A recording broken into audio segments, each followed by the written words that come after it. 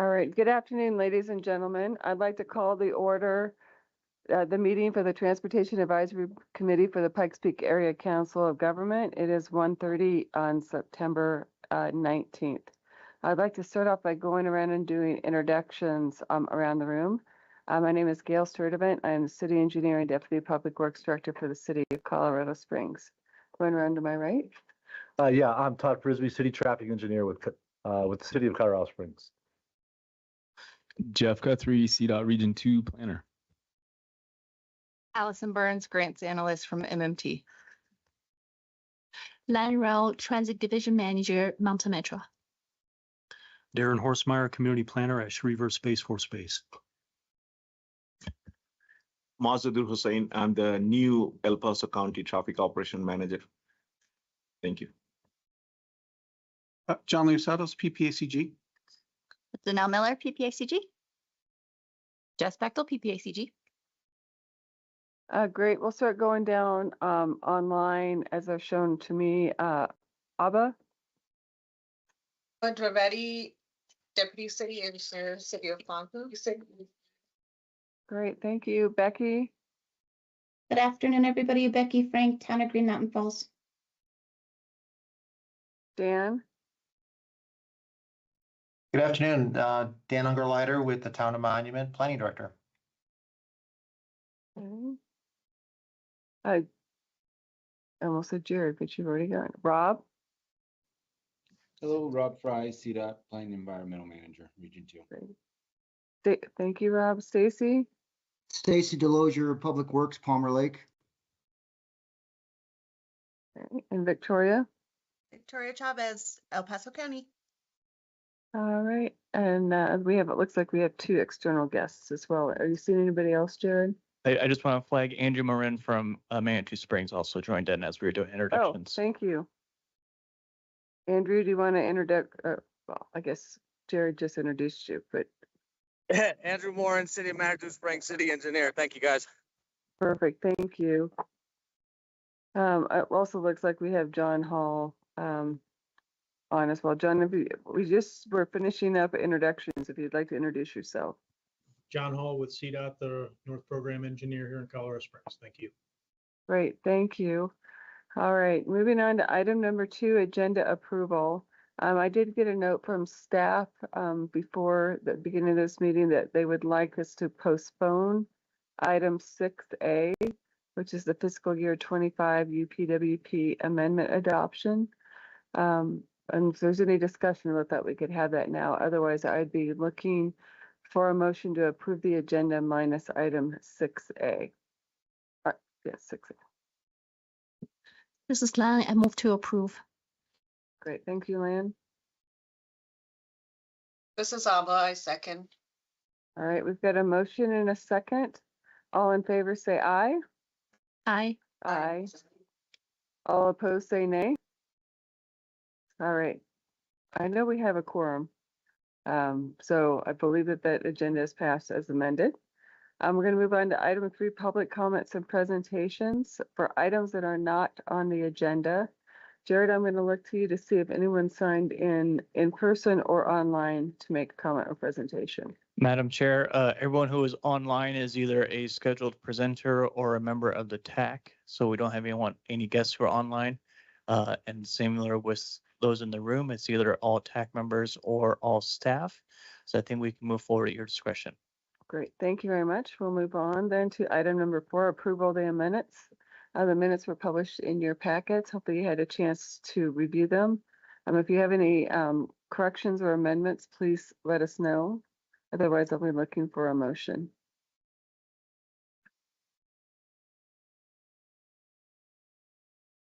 I move to approve. Got a motion to approve the minutes. Anybody else? Victoria, I'll second. All right, we've got a motion and a second to approve the minutes. All in favor say aye. Aye. Aye. All opposed say nay. All right, the minutes pass. We're going to go to item 5, the Board of Directors report. Who from staff's going to be dealing with that item today? It looks like a hot potato over there. We were just trying to remember what happened at the Board of Directors. meeting It was this month. very short. It was very 9/11. short. There was only one item, right? Which was unusual. We did have one item that Jess and CDOT brought to the board, which was the approval of the adjusting the 10-year plan projects and adjusting the funding related to those, and that was approved by the board. And that's it. Great, thank you. All right, we're going to move on to item 6. Madam Chair, John Hall has his hand raised. Yes, John. Go I ahead. just wanted to add to that the Transportation Commission approved that as well today. Perfect. Thank you. Appreciate that update, John. Thank you. All right, we're going to move on to item 6B, the fiscal year 25 to 29 tip amendment number 1. Jess? Good afternoon. Yes, so this item is just a tip amendment number 1 to the FY 25-29 tip. Fairly small adjustments. You'll see 2 or 3 of them are from CDOT. One's to add a new project, and 2 are to remove funds that the priority changed. So they just moved that funding. I believe Garden of the Gods is where that funds went. The other ones are to adjust a couple of things for some projects for MMT and add some funding that they received into the tip. But all the details are here. If there's any questions from the committee, happy to answer those. And we're looking for recommendation of approval of a tip amendment number 1. Thank you, Jess. Any questions, follow-up questions or comments on what Jess presented for the tip amendment? Gail, All right. Yes, ma'am. I didn't see the letter in here from CDOT, so could we just have CDOT kind of really quickly walk through their changes? Yes, John, are you able to walk through the changes? I don't know that it was a letter, but There wasn't a letter involved with those ones. Those came from Region 2 adjustments, and basically it was just to remove, let me pull them up here. Yeah, I'm Some, to brief them. you want to talk to those ones? Sure. yeah, and I think would it be helpful, John, if he brings up the spreadsheet that talks about where the funding changes are? It's on page 46 of the PDF. Yeah, All right. so Powers and Grinnell Boulevard drainage repairs is the bottom line is we have an emergency situation along the roadway there at that intersection, the southeast corner. There's a channel eroding in the adjacent property and stuff, and it's backing into the roadway. We have quite an issue that we need to address. So we are addressing it. We have an emergency project that's approved by CDOT headquarters, and these are CCP funds that basically just were not previously allocated. Yet we have that are available to the region, and we're making sure to make use of them on this project. In all honesty, this project is probably going to turn into $1 million plus project, I think, because of some of the repairs that we have to do. That some sheet pile and different other things where the underlying grades and materials, soil materials, and all just are not helpful. So. Hence the major erosion we're seeing at that outlet structure. So that's what that is. The other 2 were introduced by my traffic unit. Honestly, a couple of years ago, they put these funds for some initial early design on, well, I'm sorry, the fountain, the US 85 preventive maintenance. I'm sorry, let me hit that one first. I'm jumping to the Colorado 16. Those were bridge funds that were designated for a potential resurfacing project, a planned resurfacing project, but that project has never been able to be formalized on our list of just other priorities.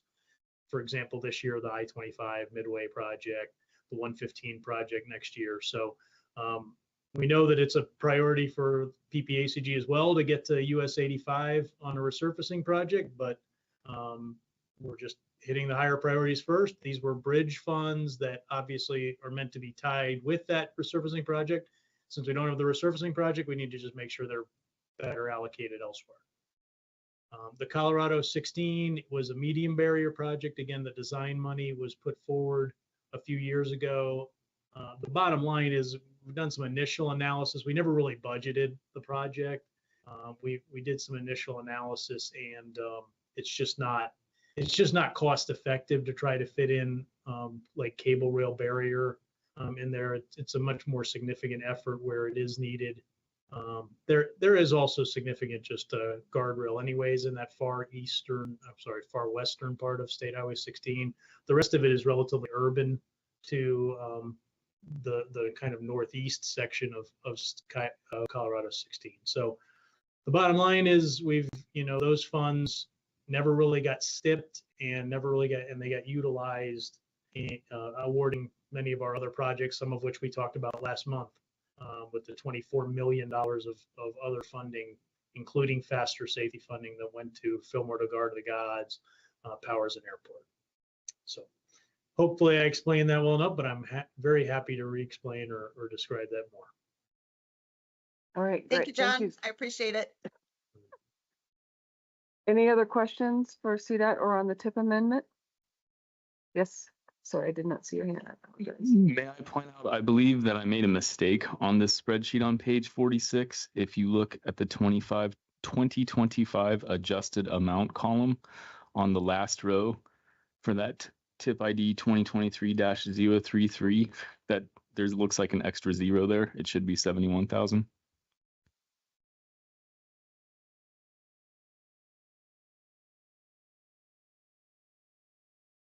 All right. Any other questions or discussion on this item? If so, I'd be looking for an amendment picking up the modification to that last row to change that value to 71,000. Victoria Chavez, I'll move to approve with that adjustment. Great, thanks, Victoria.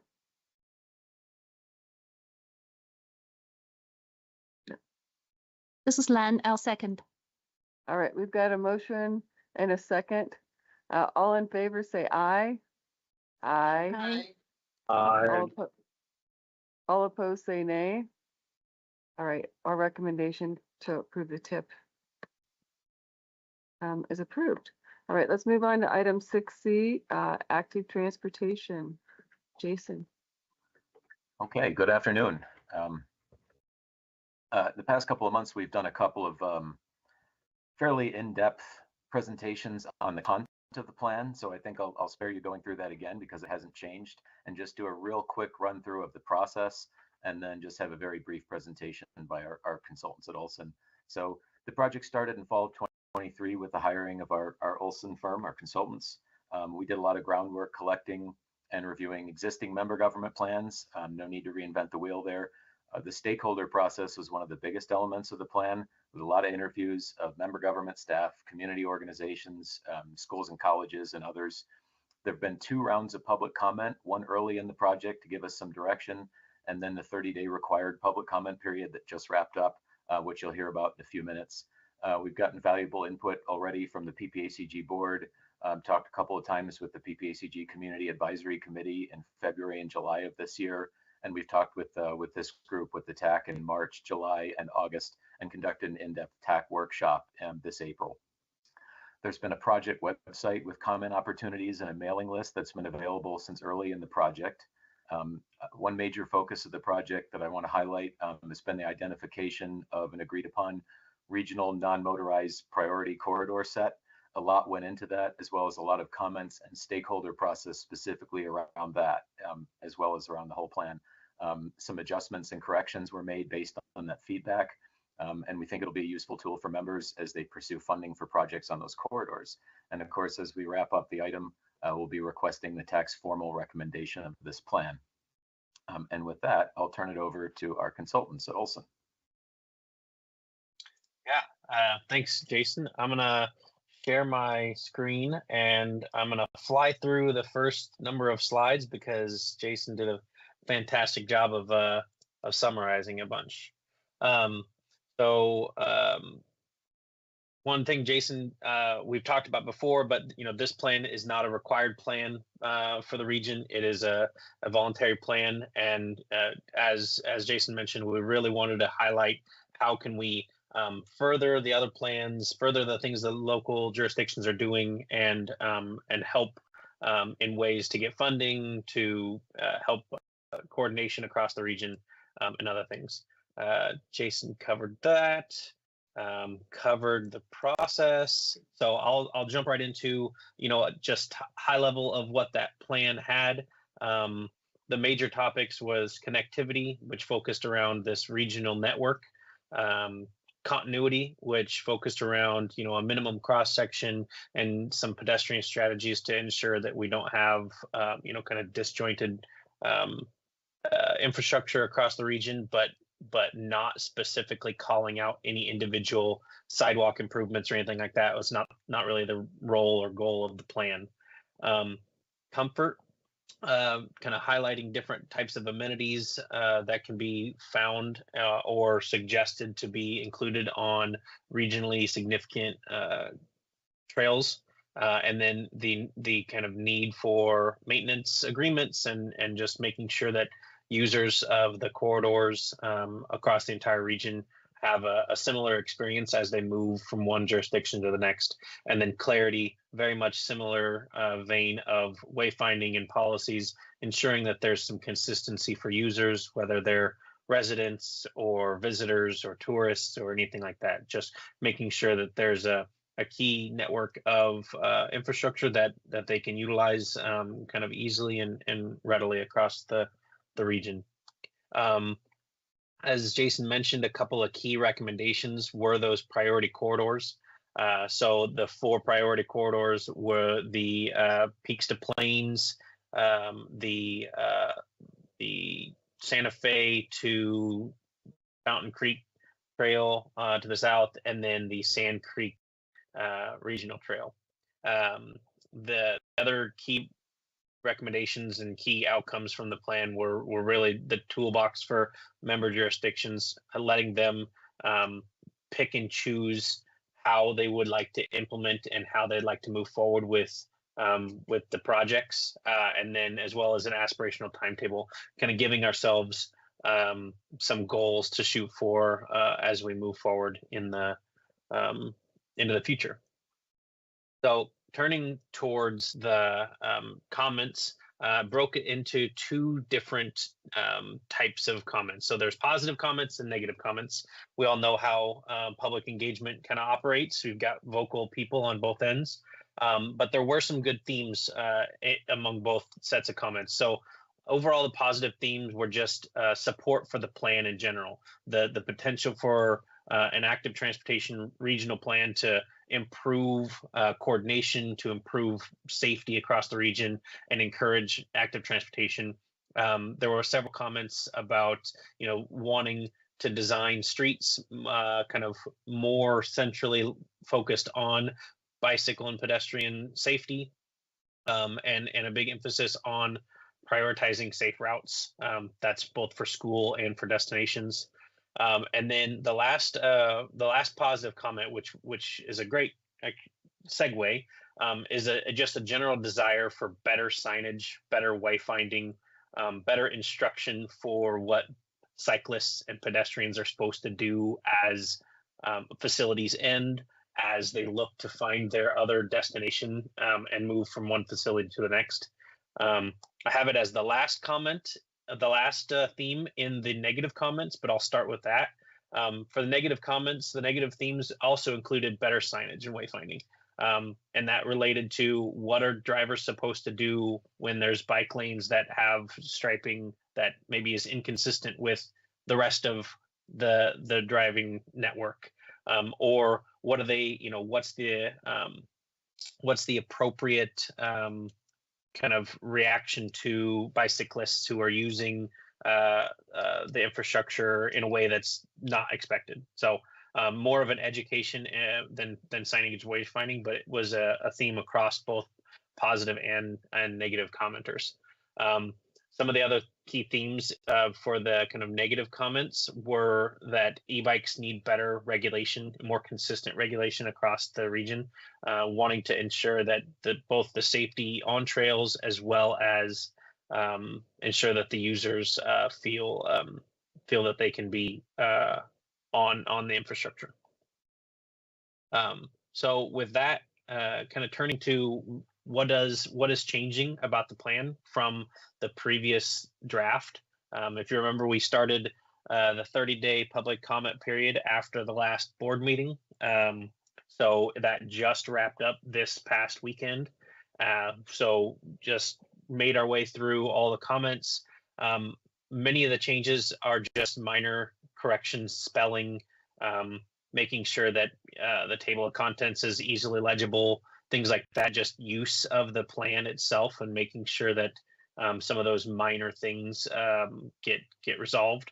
A couple of member jurisdiction and other specific recommendations were called out so that to make note about or give kind of a reminder that as we make trail surface choices, such as choosing concrete or natural surface, that on the back end that those have different maintenance requirements and demands.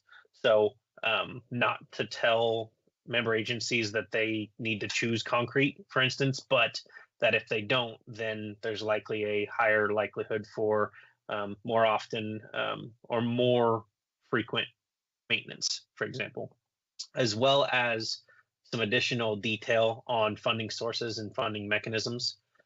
We originally were not hoping to, or didn't, we wanted to be careful putting too many specific grant opportunities directly into the plan, knowing that those change regularly. What might be available now is, could not be available by the time this is adopted. So, it just is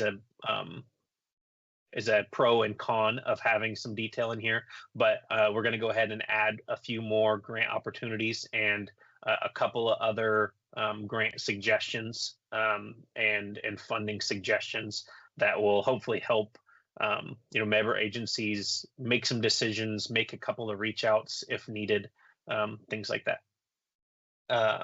So that's really the bulk of all of the changes we're going to make. We're going to make those changes before the board meeting, before the next board packet goes out in about 10 days ish, if my math is right. But we don't have them all complete, ahead of this meeting. So we're hoping that just based on, knowing what kind of pretty minimal changes are going to happen to the draft, that you'd be willing to recommend this for board approval. And that kind of pushes me into next steps. We're going to the CIC next week for their meeting. And then, as I mentioned, the final package will be put into the board packet and on their agenda for approval in their October meeting. That's it for me. Jason or Ted, anything I missed?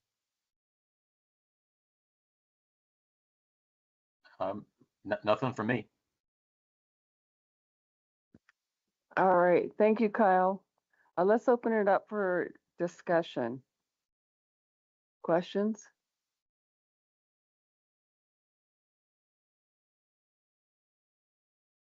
I will share with you that I have one. I was trying to be last, but I guess I'll be first. This is a question first for PPACG staff. So I know you're trying to get a recommendation so it would go to the October board meeting. If we were to defer this to the October TAC and the November board, would that create any issues with meeting our LRTP deadlines? Okay.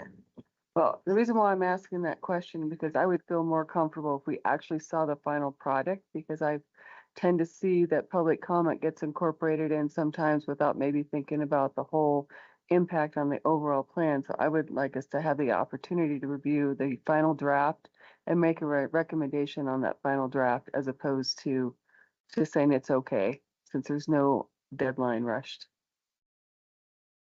From the LRTP perspective, there is no rush, and we can hold back, especially as we're going to talk in another item. We're still working through the modeling issues with CDOT. So it's not like this would be the last thing and we're waiting for it. So that being said, Jason, I don't want to step on you in any way. If there is something that I'm not thinking about, let us know. I'm not sure how long the contract is with the consultant, but if you have no issues, then I think we can just go ahead and hold it a month. No issues on my end. That'll be fine. Let me ask a clarifying question though on something you said, John. With the greenhouse gas modeling, we probably will talk about that more. Were you implying that this could change what we put into the greenhouse gas model? I just want to confirm that's not the case. No, I that was not my intent, and I apologize if it came across that way. It would that we have to we're going to package everything up to take to the board at the same time. And so if they did pass it in October, it would sit and wait for the whole big package with the transit plan and the specialized plan all going at one time in December or January, or maybe even later, but hopefully not. December, I'm sure. Yeah. So again, that's why it doesn't matter. Then that's all I meant to say is, from our perspective, if they did it in October, it's just going to sit and wait for a month or two anyway. So moving it to November doesn't hurt. Did I misspeak? No. Okay. Okay. Well, great. That would be my recommendation. And I see that this is an action item. Do we have to make any motion to postpone then? I'm trying to remember my Robert's Rules of Order or Bob's guidelines, right? I think if you could just say if there's no action, then you took no action on the item and we bring it back next month. If you guys want to have a thing where someone says, I make a motion to table the item, and then you can do that. Let me ask for a motion. I'm going to be asking for a motion that we postpone this item until we can be provided a final version for review before making a recommendation to the PPACG board. Yeah, I'll move that we table the item for a final draft. Perfect. Thank you, Victoria. I second. All right, thank you. We have a motion and a second. Any further discussion?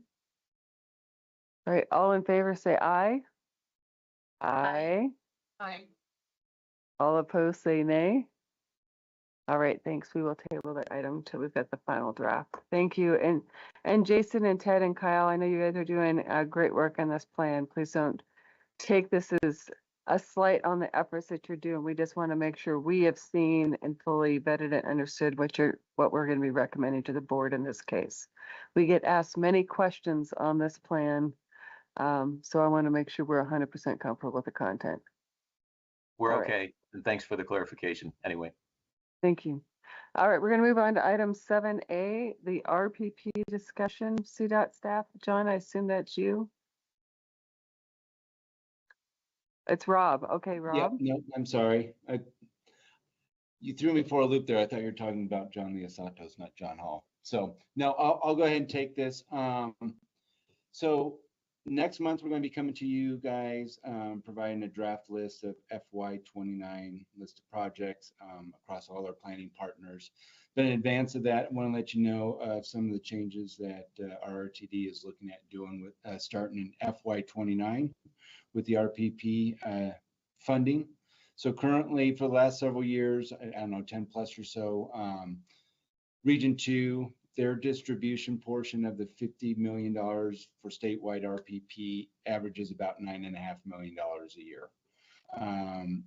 Our director is, Region 2 Director Shane Ferguson is looking at retaining about $1.5 million starting in FY29 and holding that into a reserve pool to be used on future projects or situations that come up. So give you a couple examples. One would be the State Highway 21 Grinnell discussion that we just had earlier in this meeting.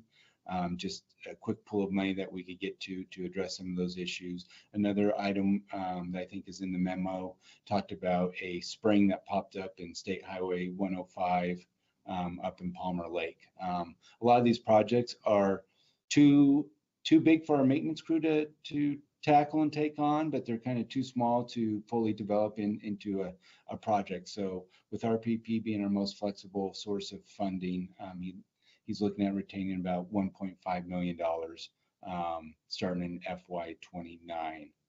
So for PPACG, you guys typically on average get about $4 million or $3.9 million allocated each year, give or take, and then that would reduce it down to about 3.3 million. And I think the only other thing I need to bring up or mention is he's happy to report out on this, on a fairly frequent basis, probably not monthly, but maybe a quarterly basis, kind of in sync with our TPR meetings that happen quarterly as well. So with that, I'm happy to answer questions. Thanks, Rob. I'd like to open the floor for questions or comments on this proposal. This is Allison from Mountain Metro. I guess my question would be, if you're retaining 1.5 per year, do you expect to spend that, or is there going to be a cap on how much you retain?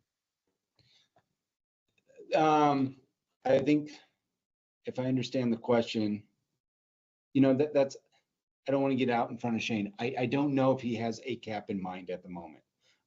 It's not going to happen for at least another couple years. We wouldn't be getting access to that money until, doing the math in my head, I think FY27. But I think that's a good question that I can certainly bring back to Shane. But yeah, he's definitely looking at starting that in FY29. I would suspect if that got too large, we'd probably be looking at identifying some projects to allocate that money to. I don't think it'd ever get to a substantial amount. I can't define that. If that's 10 million or 20 million, I don't see that happening. But yeah, that's definitely something I can mention to Shane, and maybe he can provide some clarification by the time I present at the TAC or CAC next week. And then I know Shane's going to be talking briefing the board in October. Thank you. Other questions or comments? Yeah, let's Victoria. Go ahead, Victoria. So I know that STAC and the board has always had concerns about the RPP money being kind of so small, and then carving out what seems like a little amount of money to us in transportation, 1.5 million, it being almost 16%. It's kind of a big chunk for a pool in such a small amount of funding. And so I'm wondering if that funding could be allocated to maybe cost overruns for those priority projects rather than just random maintenance or issues that come up. Yes, and I think that's, yeah, thanks, Victoria. I think that's the whole point. I think with several of the issues that have come up, that's why I highlighted the maintenance issues with Grinnell and State Highway 21, and then State Highway 105 as well. It could certainly be used to look at cost overruns as well.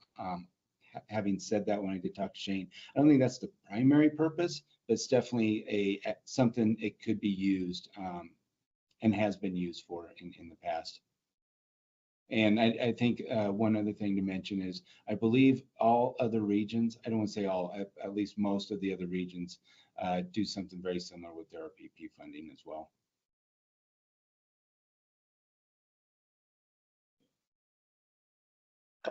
I have a couple of questions for you, Rob, and you may or may not be able to answer these, so my apologies as we're kind of thinking this proposal through. You mentioned the Grinnell drainage situation, the issue on State Highway 20 or 115. At least 115, I would assume that's in that project area that you just recently were doing the overlay on. Is that correct? Which one? The 115 instance you gave us with groundwater? I'm sorry, if I said 115, I meant 105 in Palmer. Okay, that's what okay, that makes a little bit more sense to me. So I guess I'm struggling maybe with the color of money we're talking about reserving. I think, Victoria, this may have been where you're going, where I feel like this fund was set up to hit regional priority projects and not necessarily be used for maintenance. And I'm 100% okay with the concept of having a management reserve contingency to be able to address project needs, but I'm having a harder time saying that the money could be used for maintenance activities on projects that aren't necessarily in our regional priority list. So one, I want people to kind of stew on that and think about that. The second thing I wanted to ask you, are there other maintenance funding buckets that dealing with the situations that you talked about would be more appropriate? One, and two, in those maintenance funding buckets, do you have unidentified projects or basically contingencies within those programs that could be flexed to deal with these issues? I'll do my best to answer that. So I think generally the answer is no. Maintenance is very specific. If we were able to do that, we would have been able to take care of State Highway 105 and the spring that's erupted underneath there. What was your second question? Sorry, Gail. Well, there was really kind of three. Let me deal with the last two, because I think that's what you're answering. In the maintenance programs, are there contingencies built in those programs so you could go and address unidentified needs like the spring on 105 versus going? No, is my understanding after talking to Shane, and I don't know if this is where you're going, but we did talk about this of, State Highway 21 in Grinnell. We are getting some emergency contingency funds from the TC, and we could certainly get a project out and then ask for reimbursement to those funds afterwards. It gets us further ahead. And then John, I don't know if you have a comment. I see that your hand's up. I just wanted to add that, so I can just say that, for example, Region 1 puts $5 million of RPP money, and they use it directly for IDIQ work that's specifically small overlays and things like that. That are these maintenance activities. And the answer, I think, Gail, to your question is we have a lot of contracting rules. I think it is up to about $250,000 now that the maintenance forces can go out there. And for example, maintenance is addressing the 105 right now as best they can within their budget, trying to grade in ditches and all. But there's very set contracting guidelines in terms of like using, maintenance money, and it has to be below. I think there's a hard cap of 250. I think there's even lower caps for a lot of that. So this money would allow the flexibility as well, just to be able to handle something more in that 250 to 500, even $1 million range, much more effectively. Where it is borderline on a real project now, although it's certainly not something that would have capacity implications or anything. Hopefully, I'm sorry, Rob, but hopefully that. No, I think hopefully that helps. Okay. And then John, you had a question. Yeah, Rob, and actually, Jared, if you could scroll down a little bit on that sentence that says to maintain full transparency, if we could see that full paragraph. So when it says that you're going to report on each MPO and TBR on how they are being programmed and spent, is the intent that the pool would necessarily not need to go through a TIP amendment process? Because if you're setting aside funds and you're coming back to us and saying, hey, we need a TIP amendment, because again, some of these funds may be federal in nature, or the project itself it's sitting on might be federal in nature, you would have to go through a TIP amendment process anyway. And I think that gives a lot of comfort to the region as to knowing that it's not just going to go someplace and then not have any sort of control over it, versus if you're saying that paragraph is meaning, well, we're going to put money off to the side, we're going to spend it how we see fit, and then we'll come back and let you know how we spent it. And if you don't like how we spent it, it's tough toasties. So just trying to sort of understand how this would fit in the existing PPACG process, if it would go through a TIP amendment or not. Jeff, I'm going to ask you to help me out here, but my assumption would be if any money's being spent in the MPO or Central Front Range, absolutely it would have to require a TIP amendment. Having said that, I don't think if a project was being done down in Pueblo, we'd be coming to everyone in advance. Our RPP is at the discretion of the RPP funding is at the discretion of the RTD. So that's why that paragraph's in there for Shane to be reporting out on that on a quarterly basis. Or it doesn't say quarterly, I don't think. I think it says updated. So. Gail? Yeah, go ahead, Victoria. Yeah, You me can go again, first. sorry. Thank you. You know, I actually would really love to see the whole entire state get more RPP money. And so I would actually rather see that money increase so that you could have that contingency off the top, and would really argue for you guys to have that in terms of more funding rather than taking our funding away for projects. Yeah, and you know, Victoria, that gets brought up as often as possible. I think everyone's an advocate for that. So. But put my name in that hat then. I was going to say, all we can do is keep beating that drum. Yeah. Okay, now I can't remember if John or Rob said this, that this RPP funding you said was at the discretion of the RTD, and I don't know that, I'm not seeing where that's the case. It's, if I may clarify, it's programmed at the discretion of each region transportation director in consultation with the MPOs and TPRs. Thank you. And then, okay, great. Appreciate that. And then the clarification on the funding split. You said or I think you said 9.5 million came to Region 2, and PPACG got about 3 or 4 million. If memory serves correct, without a chart in front of me, it's close to 40% of the total region-wide share comes to PPACG. And so however that math would work out. But the 15.8% in this memo is of the total 14 county Region 2 allotment. It still could be used anywhere in the region. Again, I'm going to ask the question: are there other maintenance pots? Because I know, John, you talked about procurement rules, and we all have procurement rules we have to deal with sometimes. But are there other ways to deal with more maintenance-related activities as opposed to pulling monies away from the projects that have been identified through the planning process? I'm 100% on board and understand the need to have the ability to flex funds to go and deal with issues as they come up. I'm just not 100% convinced this is the right bucket of money to create it out of. But it would be, I'd have to know more about the different funding opportunities that you all had to see if that could be created. If that question is for me, I mean, I'm unaware of anything that's as flexible and able to be used as this. Again, I mean, in Region 1, they've got, I just was talking to their maintenance superintendent about this very thing, because we're trying to implement an IDIQ here in Region 2 for crack sealing, different things like that.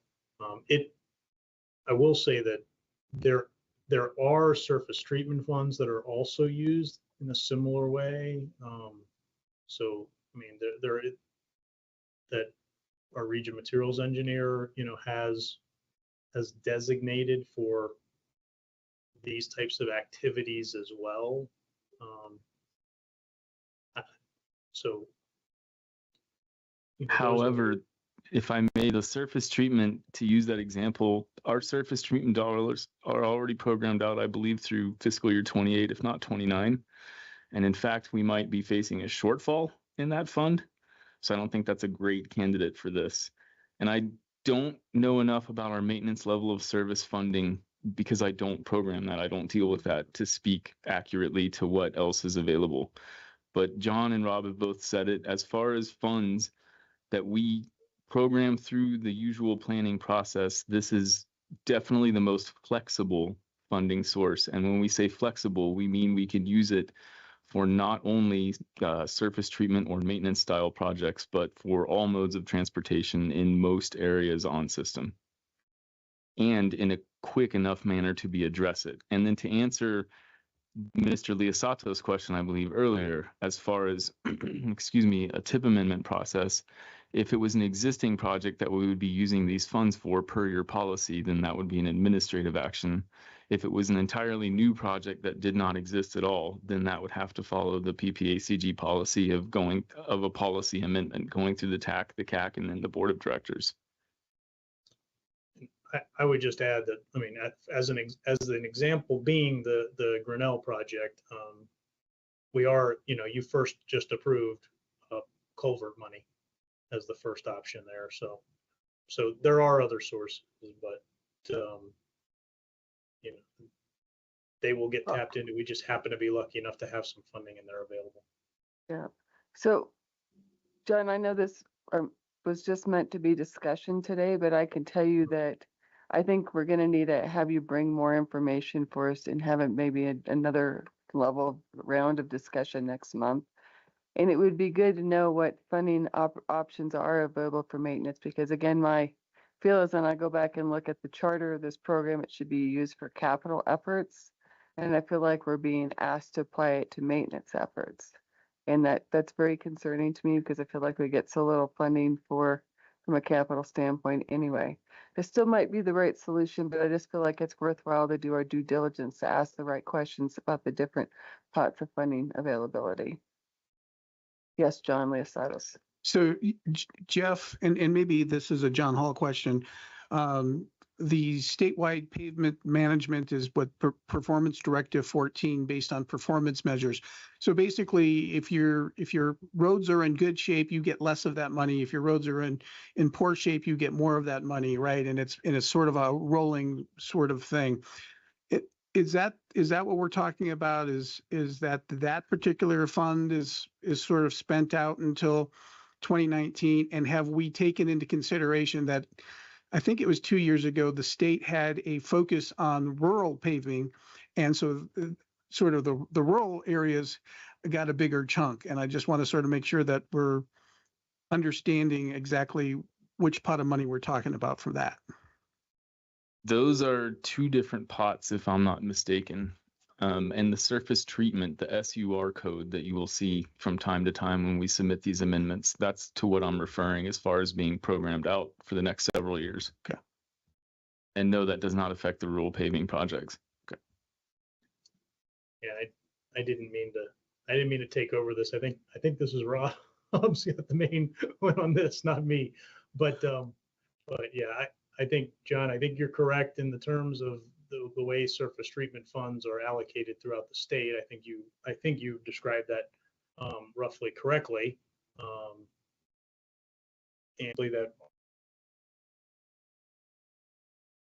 careful, because at one point, and again, things change, and I really don't remember as much as I should anymore. But at one point, when those funds were sort of coming through, that's where El Paso County was getting the short end of the stick, because why the money was sort of looking at quote unquote rural, it basically said rural areas that are included in a county that had a certain population, you weren't eligible.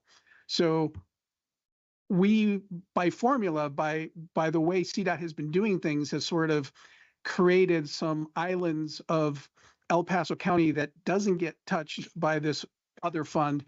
And I'd hate for us to sort of go back and have that be okay by backfilling it with our other monies. So we just need to have that conversation, and I'm happy to be one of the point of contact that we can have that conversation. So that way, when we come back here next month, that's something we can specifically address.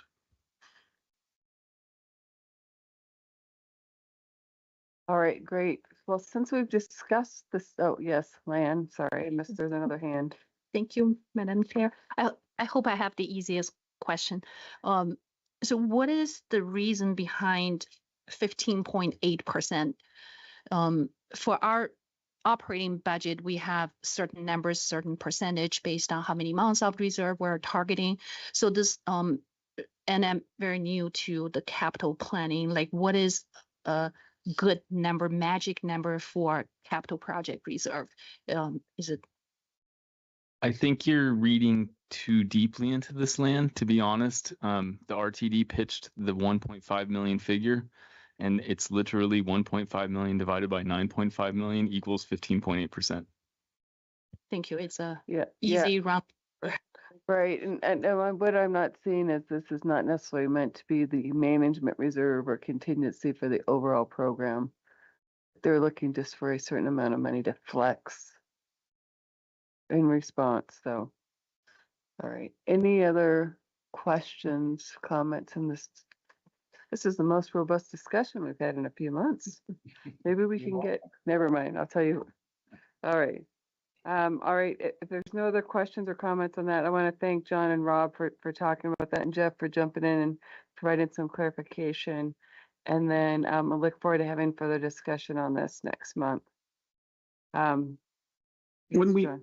Madam Chair, I'm sorry, but I would want to stress that after we get it all figured out, that whatever it ends up being, that we make sure that we memorialize it. I think I just made up a word in the TIP policies and procedures, because I found when I got here 6 years ago, there were all sorts of rules that had sort of gone through the oral history of things and things that just stopped, and nothing that, I think we've evolved to the point where everything gets written down, and it doesn't matter if some of us leave the table and go someplace else, that we maintain that.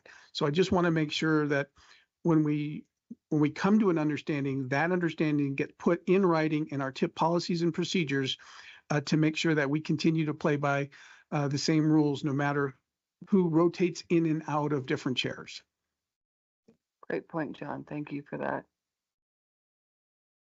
All right, seeing no further discussion, hands, last minute items for 7, we're going to move on to item 8A, the LRTP update. Janelle? Yes, and I also have Will Mast, our GIS and modeling manager here, if there's any questions or if he would like to expand a little bit more. Our LRTP, as you know, is in progress with the intended adoption of no later than January of 2025. As we wrote in the memo here, we were submitting information to the state for greenhouse gas verification, and had passed the initial emissions target. However, we have received some information from CDOT that we are going to have to readjust our baseline data, which again, Will can speak to this to explain that a little bit more. But basically, the end result for you all is that it's going to delay the process for the LRTP schedule overall. Still hopefully going to try to meet that January deadline. However, because we are in this situation, we would request that anyone in the TAC jurisdictions or CDOT who would like to make any TIP amendments in the coming months, just be aware that if we do pass that January threshold, our LRTP will become non-compliant, at which point we cannot make any TIP amendments until we are back in compliance. So if you do have any upcoming TIP amendments, if they can be done November, December, that would be great. And happy to work with anybody who has anything that needs to be done. Will, do you want to talk a little bit about the status of the greenhouse gas modeling? Thank you. This is William Mast, GIS and modeling manager here at PPACG. As Danelle said, we worked really hard to try and get our travel demand modeling done and put together a plan for GHG emissions compliance. And we were able to really make up some time. As this committee is aware, we were kind of delayed in some of the land use forecasting that needed to take place. And we worked hard to try and make up for that time. And we had our model done and submitted to CDPHE for GHG evaluation by the end of July. And the initial results were that we had cleared the GHG emissions reduction target, and our plan was to try and get our GHG emissions report put together and in front of the Transportation Commission in the August meeting, which would really give us time to go ahead and put this out for public comment and review and have the LRTP ready for adoption on schedule in January. However, we were notified that CDOT would like us to redo the baseline numbers for our region. Now, the rule explicitly states that the baseline will be comprised of the adopted model from the adopted plan as of the end of January of 2022. And so we came to CDOT and said, can we just, again, submit the adopted model and have you rework those numbers if you'd like to, and pull out a GHG number for the baseline, since that was the same model that was used to develop the baseline and our reduction targets when the rule was created. There shouldn't have been a huge discrepancy. And after about a month of meetings and some deliberation, it was decided, no, what we needed to do was redo the baseline. And specifically, CDOT has asked us to redo the baseline numbers using the model that we have just developed. So there are a number of changes that have occurred. So now we're in discussions with CDOT and how we're going to handle those changes. And we need to get clarification and really some guidance on exactly what they're going to expect. But for example, the model from 2045 only had about 600 TAZs, transportation analysis zones. The new model has about 930. So how are we going to take the old zones and kind of cram them into the new ones? The old model had 3 worker classes. The new one has 5. Well, we don't have the inputs for the old model to try and redistribute those worker classes. How should we handle that distribution? Because the new model is, again, expected to work on 5.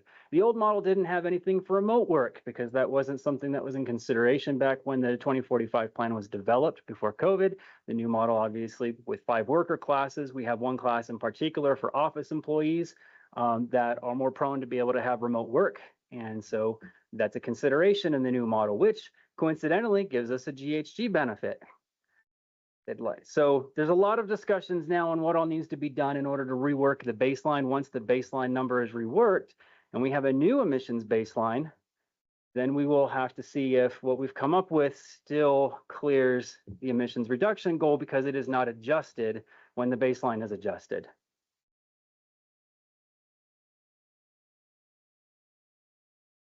So what I heard him say is the rules changed in the middle of the game. The rule has not changed, but what we're being told to do is different. Okay. And Victoria, I think you were trying to say something.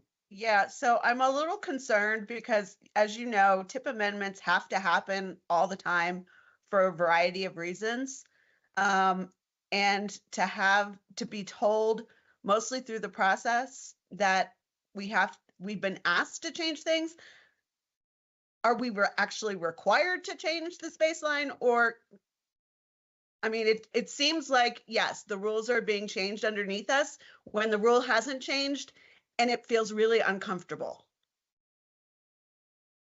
It feels uncomfortable here too. And so is CDOT have somebody on the line that can talk through this with us? Because, I mean, if we're being asked to change it, that's one thing. If we're being told to change it, that's another. I'm feeling like if we cleared the initial one, we should be able to go through. This is really, really late in the process to be coming up with a new rule for us. I don't believe we have anybody from the CDOT's modeling team here on this meeting. I will say that when we did meet with CDOT, we've gone all the way up to Herman to discuss this. And one of the things that was brought up is that in the rule, while it does say, again, you will use the adopted model from the end of January of 2022, which for us would be from the 2045 plan. That's what was adopted. That's what's on the books. It also says that any changes will be handled in an IGA, an intergovernmental agreement that should be defined between CDOT and PPACG. And again, we are also waiting on that IGA to come through. So this is supposed to define the criteria of the modeling. And it's something that we've been asking for and have actually for at least about a year, I want to say. I mean, we brought it up again, and I'm looking at John now, see if he remembers. I know we sent out an email asking about it in February, and it's been kicked down the road. the point is we have not received that IGA. So I think from CDOT's perspective, as we've been told, is that if we had received that IGA, and once we do receive that IGA, it will outline these steps that say, because our model has effectively, we've updated and changed so much in our model's capabilities for travel demand modeling, we need to redo the baseline so as to account for any potential GHG reduction benefits that might be realized just because of changes in our model, as opposed to changes in the project mix and selection, which is the target of the rule. So that's how it has been explained to us. Well, I hope you understand it better than I do, because this does not feel right. I think you did a great job explaining it. I disagree with you. It doesn't feel right. Yeah, I mean, you know, at the end of the day, I will say that we didn't just roll over and show our little pink underbellies and say, okay, whatever you want. We did, for lack of a better term, push back, and we made our case. But at the end of the day, more time kept ticking away, and so at this point, we are moving forward to do it as expeditiously as possible.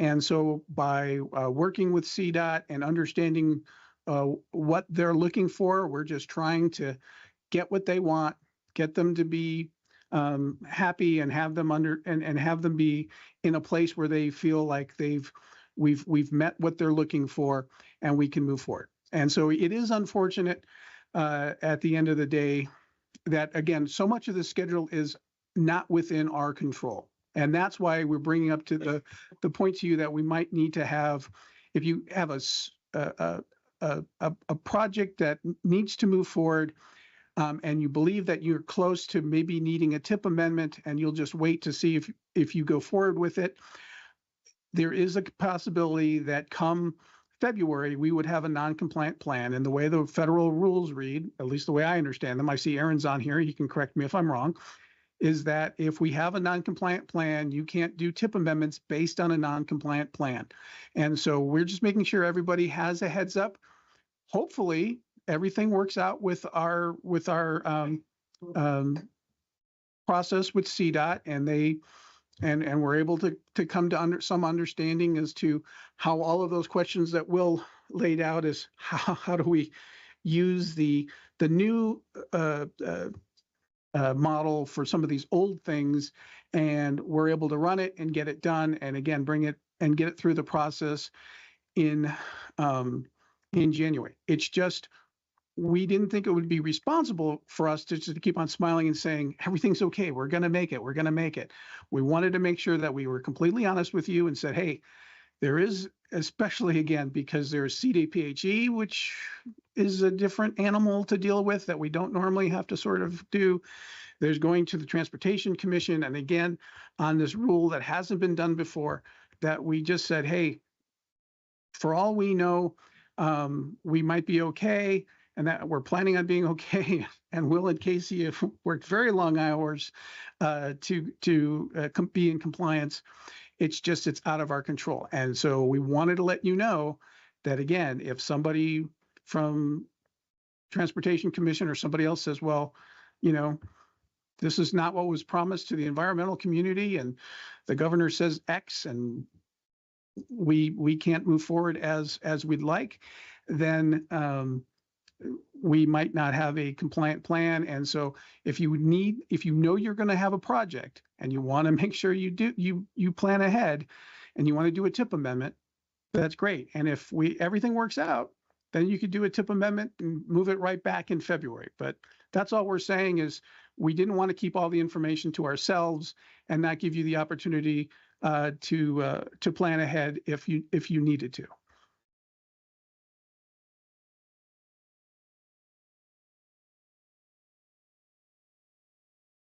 Any other questions or comments for Will? I guess I'll speak up and say, in case you're curious, as far as what an estimated delay is, again, we are waiting for confirmation from some of the modeling staff at CDOT on what all they're going to require us to address. If we had to go back and redo the land use, that would be the component that takes the longest, because we're going to have to go back in time to try and figure out how do we take the land use from the old model, those old assumptions, and what was developed previously and try and cram it into some of the new parameters in order to run, and that would be a pretty heavy lift. And I would say we're probably looking at least 2 months of a delay to try and rework the baseline. If we ignore some of the land use changes, and what we might end up doing is we may end up just going and saying we're just going to use the existing land use model that's in the new travel demand. It will not reflect what was in the adopted plan, which again brings us further from the written language of the rule. But if we go that route, then that obviously makes things a little bit easier, and it will simply be working on taking old projects and the old project mix and putting it in the new model. Unfortunately, that's not also exactly straightforward, because the new model is what we call a simulation-based assignment. And so to give you kind of an example of what that entails is in the new model for all of the new projects, we had to design, for example, if there was going to be a new intersection, say Briargate Parkway extending out and connecting to Volmer, we would put in not only the lanes, but we would have to assign, if a traffic signal is going to be there, the signal timing, and then put in what kind of turn lanes would be there, and an estimate of turn lane length so that we can, again, simulate actual traffic behavior through that intersection in the future based on future travel demand. That was one of the big improvements we made on this model. There's a lot of work that goes into that, though, and we use standard typical intersection geometry to try and estimate that if we don't have any actual plans on file yet. Same thing for interchanges. That takes quite a while to actually code, especially with all the diverging diamonds that CDOT seems to love right now. If you guys can go back to SPUIs, that'd be great from a modeling perspective. And with the old projects, we did not have any level of detail on that whatsoever. So again, there's going to be some more assumptions that we would have to make.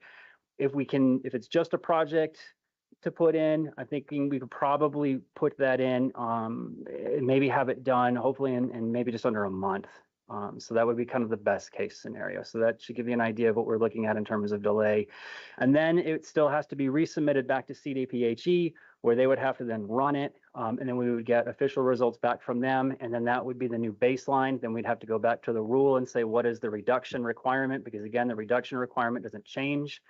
So for example, before we had 2.2 million metric tons of GHG for 2030. If with the new population and everything else, because again, population has changed since the last adopted model. If it comes back and they say, well, now it's 2 million metric tons, then we still have to make the same reduction, but now it's a little bit more difficult because the goal has been moved. So then we would have to go back and look at the actual forecast models and then see, do we need to tweak that anymore? Are there any other assumptions that we need to make in order to further reduce in order to meet the new goal? Even though the reduction amount is the same, again, if the baseline changes, that kind of pushes where we have to go.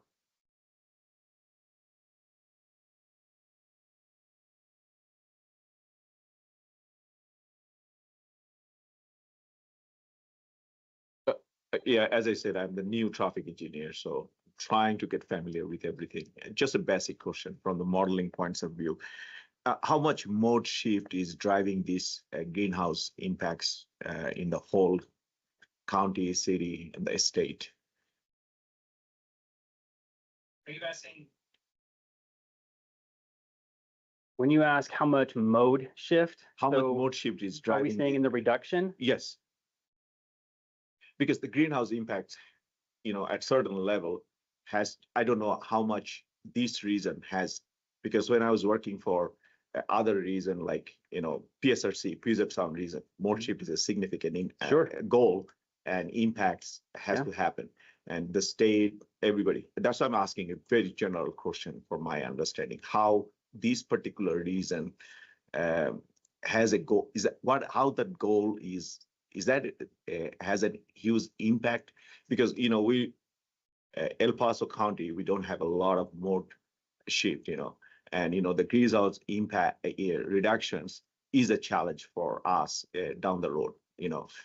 How that relationship working in the overall goal and modeling, all sort of stuff. Just in general answer would be great. Yeah, I'll try not to just take up the rest of the day with that. Yes. And so I'll say, right, we see two major ways of reducing greenhouse gas emissions. And one is going to be land use changes, which we have really very little control over. And then the other one is going to be what kind of mode choice assumptions, which is what you're alluding to.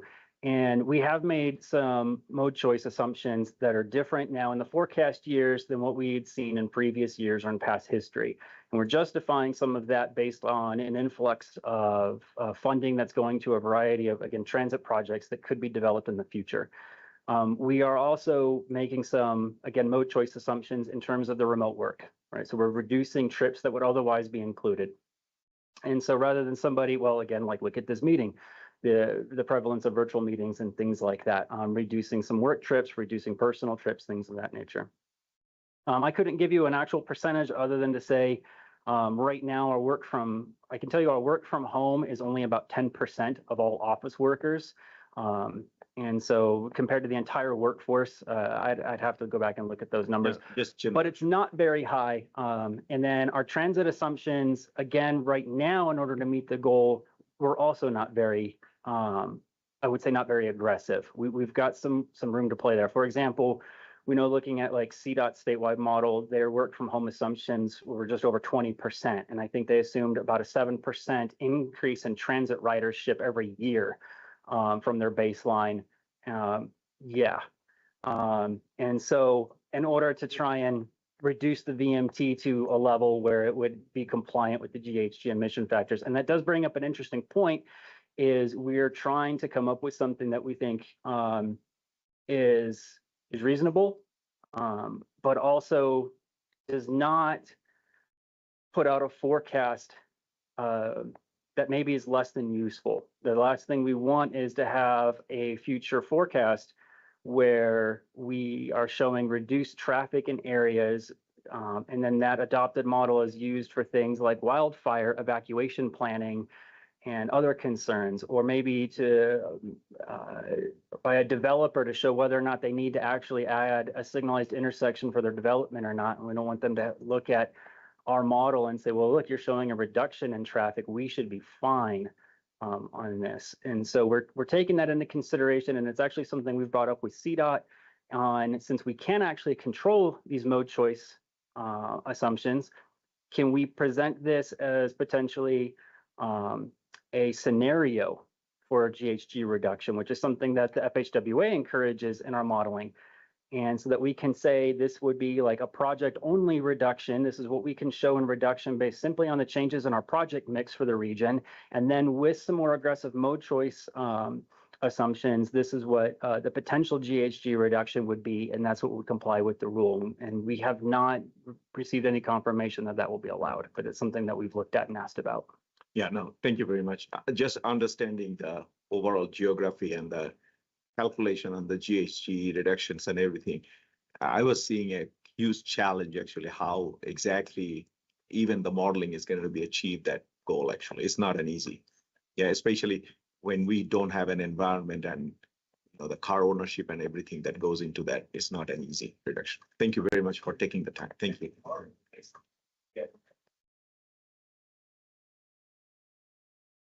All right. Anything else? And on that happy note. Yes, Victoria. So I'm not in any position trying to beat up PPACG staff or John. Will, you're doing a great job, but I really feel like CDOT and CDPHD or whoever this person is that are making these unrealistic demands on staff at PPACG, which could potentially impact projects going forward. I think they need to come to our next tax meeting and explain this and give us an update as to where they are. I think John Leosatos would like to address that. John handle that, yeah. Well, again, we are doing our best negotiation on behalf of the region, and sometimes negotiations are best handled on a one-on-one basis, not on a monthly committee basis. So I think it is definitely a topic worth bringing up, but let us put out the fire first. And after we have the long range plan adopted and everything else, then I think we can sort of bring people in and start talking about the process and how to make sure that we don't have any sort of issues again. Because at this point, again, we have not just allowed this to happen. We have fought tooth and nail along the way. And at this point, this is the region's best way forward to actually get done.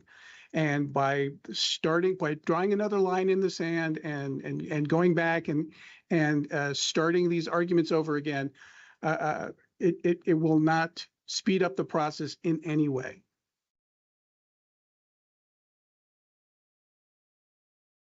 All right, anything else on item 7?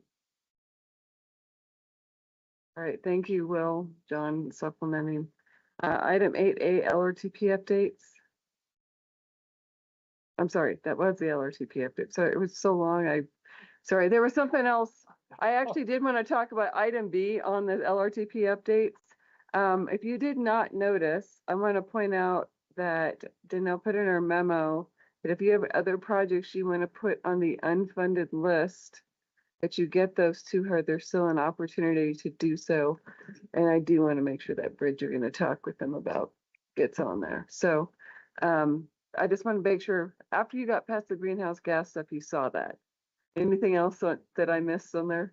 No, absolutely. We would be happy to chat with anybody about the unfunded project list or about the LRTP in general. I know we have some new staff at some of the jurisdictions, so absolutely happy to talk to folks about that. I'll also point out we are sending out some of the chunks of text to different agencies that we've consulted with just to get, for example, the military folks that we chatted with earlier in the year, just to get some of that stamp of approval so that we're not, putting everything out there at once. So we are trying to take some steps to at least get the document in a really good shape for when the other pieces fall into place. All right, thank you. All right, let's move on to item 8A, TIP amendment. Yes, so the only update I have for the TIP right now, I will be reaching out to schedule the project status meetings with each jurisdiction. Being that we just adopted and rolled in the new TIP, the FY25-29 TIP in the system, as well as roll forwards of 24 into 25 funding. I plan to send you a spreadsheet of all your projects broken up by funding and such. This is a really great time, and especially with the long range stuff coming up and the deadlines we have for amendments and such. If you can really look through those, and let's make sure everything's reconciled and clean and to your liking. But that's all I have. So we're looking at the last week of October to have those meetings. If that doesn't work, let me know, but that's the schedule right now. That's all. Thanks.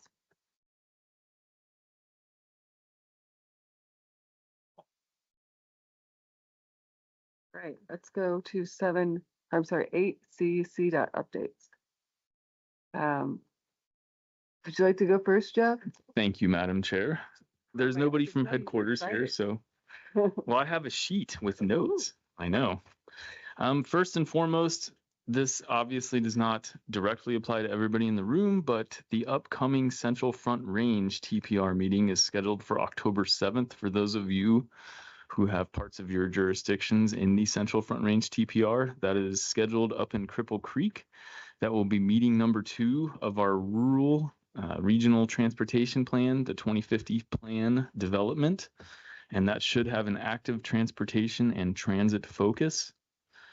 And then moving along, as John Hall said earlier, the Transportation Commission had their monthly workshop yesterday and their regular meeting today.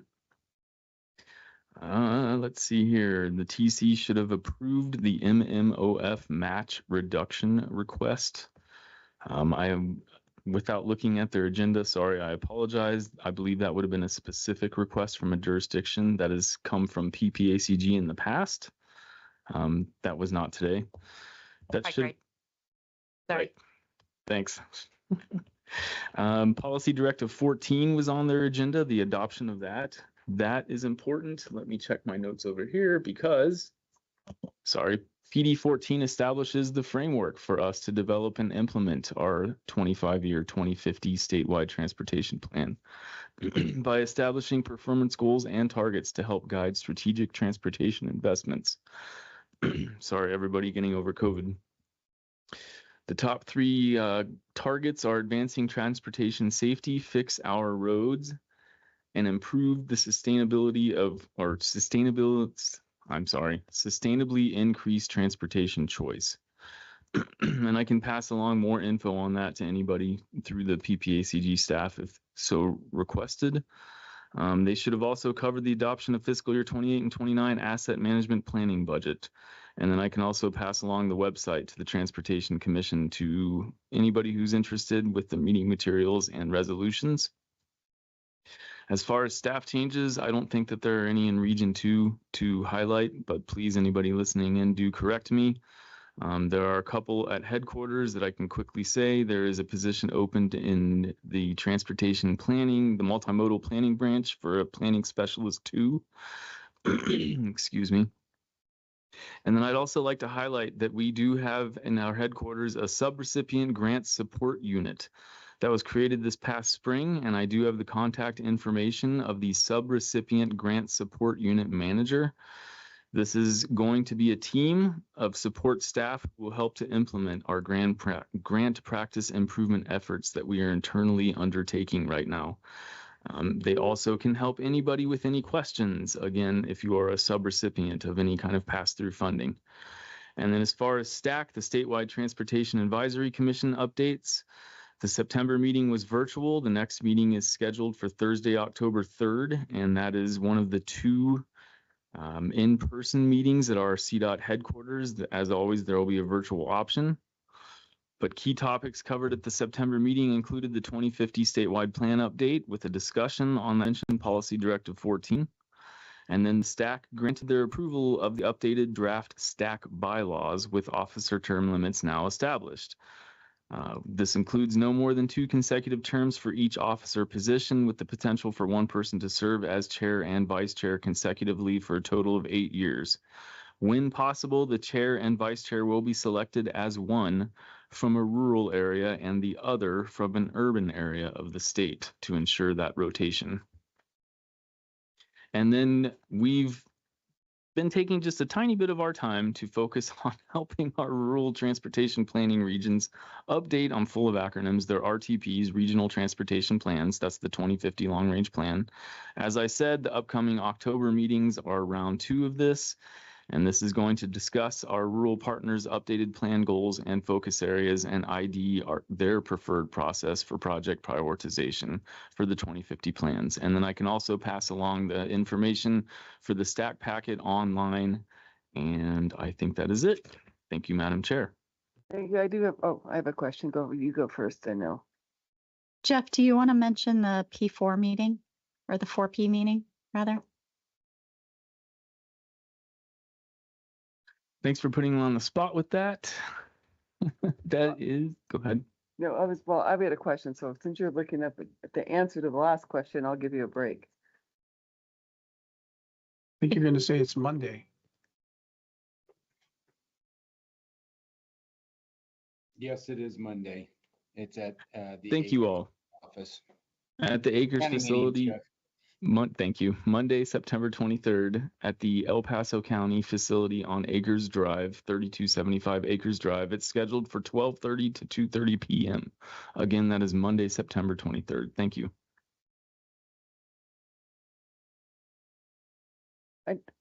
Was that something we received an invite for? So, CDOT sent it to us. I sent it out to everybody here, but I was getting some kickback from the actual calendar invite. But yes, I have distributed to the TAC. We've been working not only with PPACG staff, we've also been working with the county's PIO to get this distributed. And as Danelle mentioned, we've been working likewise through a whole heck of a lot of bounce backs. So forgive us if you have not received this. Tell me afterwards.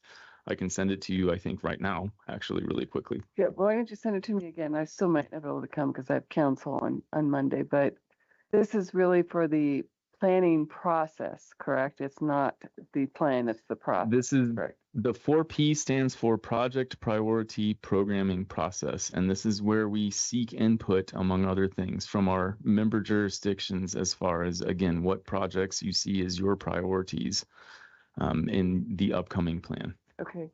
Well, great. If you wouldn't mind just resending the invite to Todd and myself, and it sounds like the folks from Mountain Metro have it, but that would be great. Okay. And then when you're done with that, I wanted just to to maybe ask a couple questions, not necessarily for the benefit of Colorado Springs, but really for the benefit for some of the jurisdictions that are on this call. You talked about a new sub-recipient support team, which can be really great for a lot of jurisdictions that don't have maybe staff that's familiar with dealing with being direct recipients for federal funding. So if you need more, I would assume that maybe Lachelle or yourself, Jeff, would be the best ones to talk about if they needed that kind of help. And if you're not familiar with that, if you're a recipient of that federal grant, and if you don't have the staff or capabilities, you may want CDOT to become the recipient and you become the sub-recipient, and that way you can rely on CDOT's processes to communicate with those federal agencies. So just to make sure if you are in that bucket, you know there might be help out there for you. All right. Phew. Anyone else from CDOT would like to add anything? I know Rob and John, you are still on. Yep, thank you. I don't have anything else to add. Thanks, Rob. John, anything from you? I have nothing else. Thank you. All right. Next item, IIJA updates and funding opportunities. I will point out, I won't go through the whole list, of course, but I will point out that FHWA anticipated Protect coming out this month. So if you're interested in that, keep an eye out.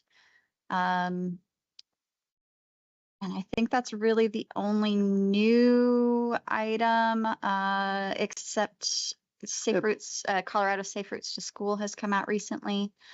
If you're having any issues looking for grants, watching for grants, coordinating, please reach out to us. Please reach out to Karen Rowe. She's our grant navigator. And she's really trying to help our jurisdictions go after some of this funding. So PPACG will be happy to help you however we can. Yeah, great. Thank you. I will just maybe add on there, because I know it's buried in the NOFO, that the next deadline for the Bridge Investment Program is November 1st, and that is for the bridge program. Under the Bridge Investment Program, there are 3 programs, and the City of Colorado Springs will be applying for one of those this round. But those are the other ones that I know it's out there. Any other questions or comments for Danielle? All right. Phew. Longest meeting we've had in a long time. Let's move on to member entity announcements. So I'm going to go around the room here first. So even if you're non-voting, if I'll let you make an announcement if you have anything, Todd. Allison. Non-voting Allison here has an announcement. Ooh. I know. MMT was awarded an OIM at the beginning of the month, an OIM TDM grant, Universal Roadmap.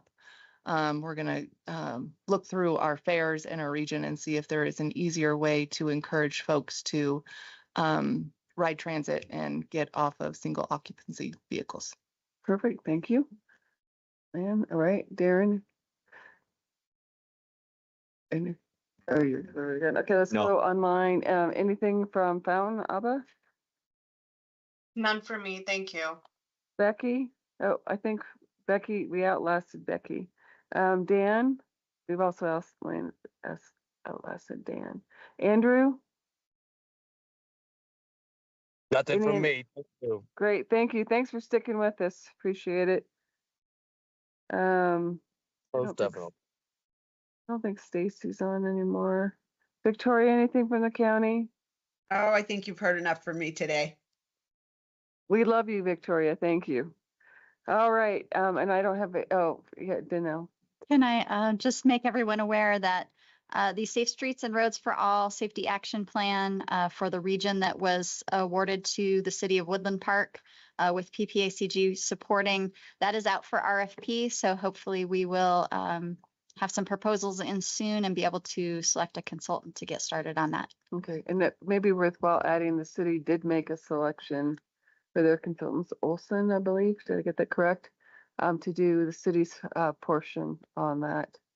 I will also mention too that we were successful on getting monies for a grant award for a demonstration project under Safe Streets and Roads for All. So you will see that coming along as he gets his safety action plan wrapped up. So I'm sure you'll see more information on that in the future. All right, any member entity, I'm sorry, we already did that one, so long. Any future topics anyone wants to throw out? I think we made some future topics today as we were going through today's meeting. Anything else people want to hear about? Just real quickly, I think looking at the long-term big picture, in 2025, we have the freight plan is looking at our like 2055 LRTP schedule. And so we have funding approved through CDOT for that. So we'll start that in 2025 as soon as we can clear the long-range transportation plan. And again, it's a freight plan, not a freight study. The last thing we did was a study. This will be an actual plan. And then we are open for any sort of comments or suggestions as to other regional things that you would like us to do in 26 and 27. The time for us to start corralling that funding is now. And so just let us know. As part of the 2055, and again, I'm talking 5 years out here, the transit plan, specialized transit plan are requirements. Those will both be elements, but everything else, as we saw when we did the active transportation plan, is optional. So if there's another sort of plan that you'd like to see as part of this whole sort of planning process, let us know and we'll try to secure funding to get it done. Okay, great. All right, anything else? All right, seeing a lot of head nods in the no, so I'm going to adjourn this meeting at 3:01 p.m. Thank you.